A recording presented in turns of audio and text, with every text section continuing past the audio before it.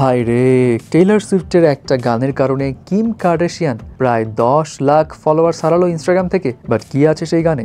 আরেকদিকে হ্যারি স্টাইলসের এক নারী ভক্ত হ্যারি স্টাইলসের সমস্ত কনসার্ট শোজ থেকে হলো নিষিদ্ধ। বাট এই নারী ভক্তের কাণ্ডের সমস্ত আদ্যপান্ত শোনার পর আপনি নিজেও বলতে বাধ্য হবেন, ছাইরা দেমা, এমন ভক্ত জীবনেও চাই না। প্রথমেই আসি কিম কার্দাশিয়ান অ্যান্ড টেইলর সুইফটের কাছে। টেইলর সুইফট রিসেন্টলি তার নতুন অ্যালবামের একটা সং রিলিজ করে, যেই সঙের টাইটেল থ্যাংক ইউ এমি।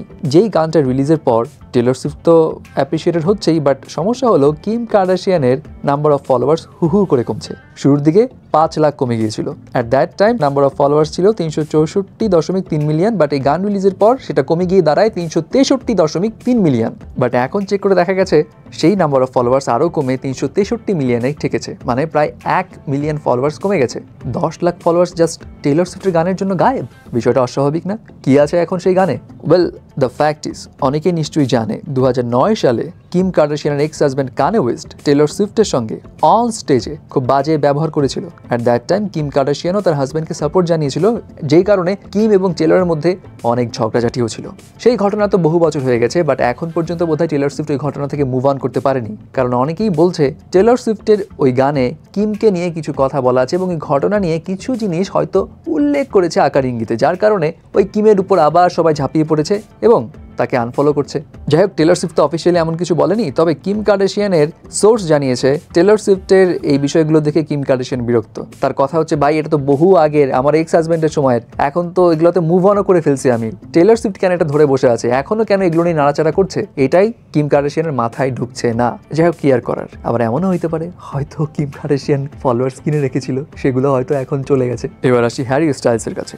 ভক্ত থাকা তো ভালো, ভক্তরা আসবে, ছবি তুলবে, অটোগ্রাফ নিবে, একটু অ্যাটেনশন দিবে, ভালোই লাগে। কিন্তু হ্যারি স্টাইলস এমন এক ভক্তের খপ্পরে পড়েছিল, যেই ভক্তের কারণে হ্যারির পুরা ঘুম হারাম হয়ে গিয়েছিল। কাহিনী হলো, ব্রাজিলিয়ান এক নারী ভক্ত মাইরা কারভালহো, যার ছবি ভিডিওস অফকোর্স প্রাইভেসির কারণে কোথাও অ্যাভেলেবেল নেই।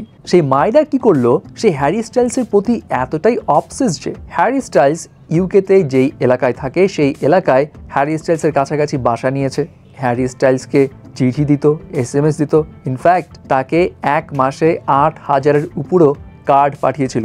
হ্যারি স্টাইলস এইসব দেখে বিরক্ত হয়েছিল, বাট সে কোনো অ্যাকশন নেয়নি। কিন্তু এরপর সেই ভক্ত লাগাতার এমন কিছু কাণ্ডকারখানা করতে থাকে, যার কারণে হ্যারি স্টাইলসের ঘুম হারাম হতে থাকে। হ্যারি স্টাইলস তার নিরাপত্তার কথা চিন্তা করে তার সিকিউরিটি প্রোটোকল চেঞ্জ করলো, তার রুটিন, তার ডেইলি স্কেডিউল সব কিছু চেঞ্জ করছিল, বা তারপরেও সেই ভক্তের নজর কিংবা রাডার থেকে বের হতে পারছিল না। যেখানেই হ্যারি উপস্থিত হয় সেখানে ওই ভক্ত সামহাও চলে আসে, এবং এই বিষয় দেখে হ্যারি লিগাল অ্যাকশন না নিয়ে আর পারেনি। সে পুলিশের কাছে মামলা করে এবং রিসেন্টলি কোর্টে এই ভক্তকে নিয়ে উপস্থিত করা হয়, এবং সেই ভক্ত জানায় তার বয়ফ্রেন্ড আছে, তার প্রেমিকও আছে, সে সেটা হ্যারিকেও জানিয়েছে।